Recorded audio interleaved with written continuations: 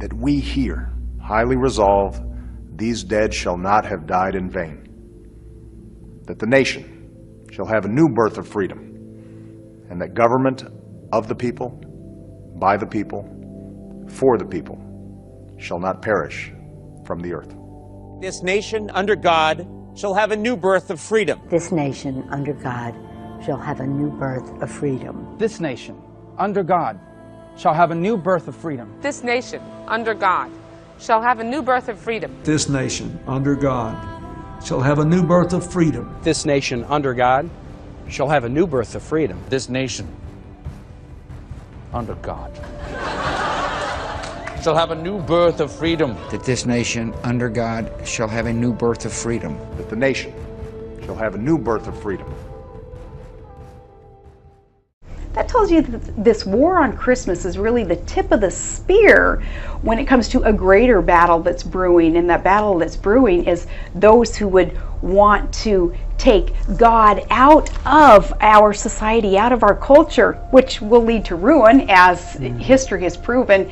Any country, any government, society that has kicked God out of the public square completely, it leads to ruin. Why would we go down that path when we know what would happen? So why did this happen? Our senior correspondent John Miller is with us. He's the former head of counterterrorism for the LAPD. John, what have you learned about the suspect? He is Paul Anthony Ciancia. He walks into the terminal. He's got the gun in a garment bag. He takes the rifle out. He opens fire, shoots his way through the checkpoint, going down a side, coming around the back, and he's focused on the TSA agents.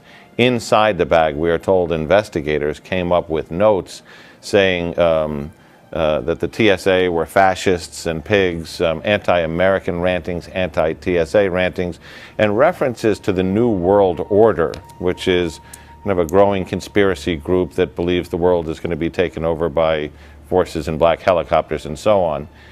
First up, it's all eyes on the sky. Live pictures now from Phoenix.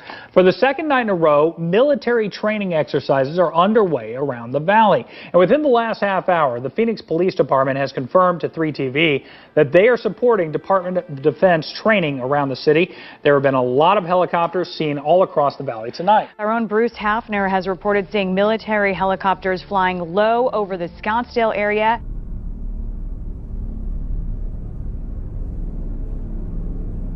Dan Bongino, running for Congress in Maryland. And not because you want to, but because of the things that you've seen and the things that you know. Tell me what you think is happening with the government is being used as a weapon to destroy people right now. Yeah, we're at a very dangerous point, Glenn, and thank you for having me. It's always an honor. It's been a while, so it's great to see you, and congrats on everything with the Blaze. It's just taken off. Please, thank you.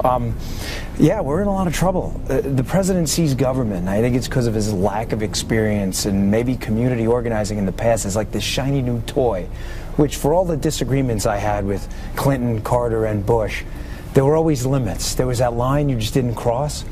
We cross it seemingly every day, Every Glenn. day. We're lost in the scandals. The Jamie Dimon shakedown at Chase, the HHS scandal, Kathleen Sebelius shaking down the healthcare industry for money, the IRS. It's to the point, Glenn, where these scandals in and of themselves would be huge, backbreaking scandals, are just lost in the scandal fog in this administration. It's worse than people know. I'm not trying to scare you either. Tell me about the NSA. But with knowing you are Secret Service. Yeah. So knowing what you know, tell me what we should be concerned about. You give the government information, it will be abused. It is not a matter of if it'll be abused. Keep in mind, it's only a matter of when. But the bottom line is, having worked inside the government, it will be abused. It is only a matter of time. So what should we be doing? Because we ring the bell, we talk about it, we look at it, but it's not going It's just doesn't seem like it's going anywhere, Dan. No, it's not. And the reason is, as I said, that with the Obama administration, that they're experts in losing you in the fog of scandal. This NSA thing is a back-breaking story. It really is. It gets at the very roots, I'm looking at your roots there in the grass, the roots of what liberty means. That flag means something. It's undermining the very principles by which made this country great. I know you're a believer. I'm a Christian. Jesus Christ, as far as I know, was the only perfect human being to ever plant his feet on this earth. We are all doing something wrong. Remember, when the key's held by someone else, liberty means absolutely nothing. That personal and private self are being evaporated. 200 military leaders out of their posts since President Obama took office.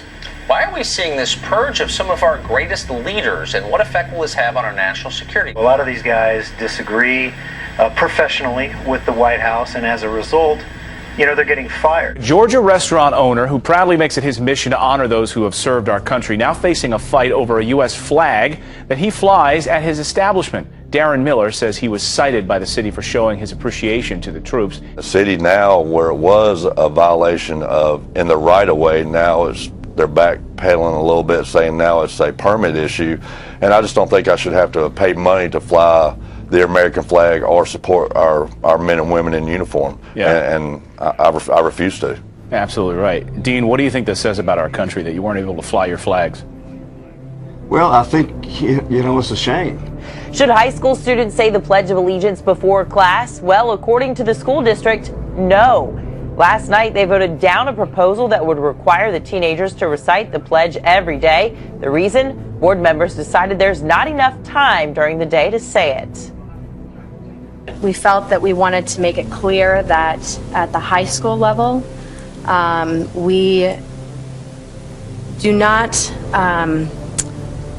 there's not always an opportunity to have the Pledge of Allegiance spoken every day. This is why people don't understand what we're fighting for. When we talk about current events and we talk about these issues and what we're looking to preserve, they can't tell you because they can't even recite the Pledge of Allegiance. Proud of his 20-year military service and his 10 years of work at Dameron Hospital, Boots Hawks says he's not afraid of expressing his beliefs. I believe in America, and I believe in God so strongly, and I believe that America needs the blessing.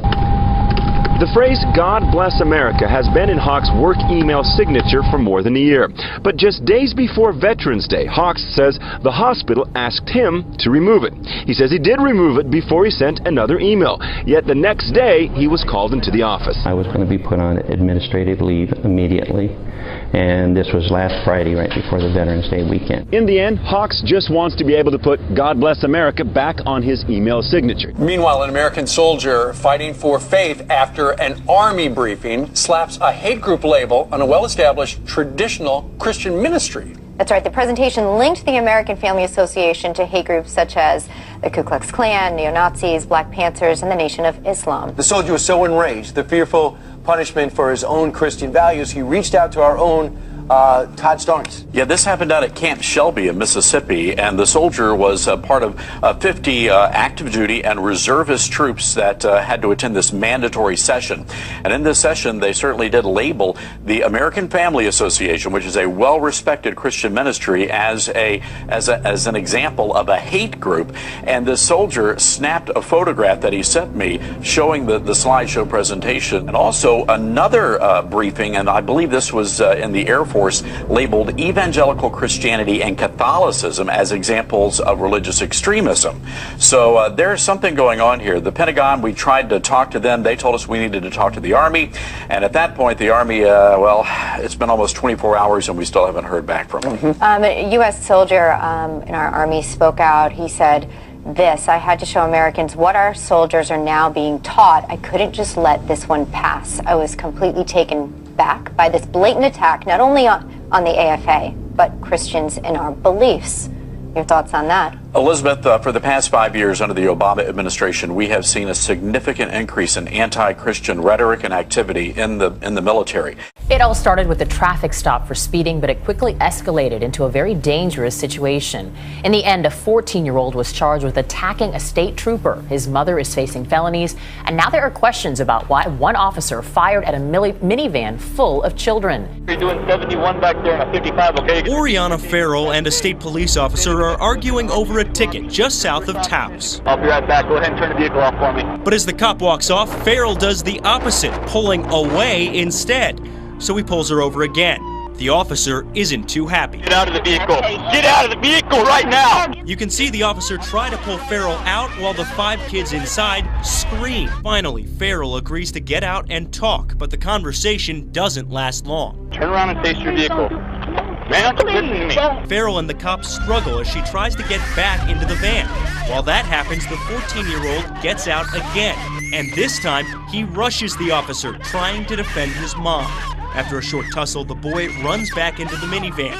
The officer tries to get him out while backup arrives. Open the door! Open the door! Farrell starts to drive off while another officer fires at the minivan full of kids as young as 6.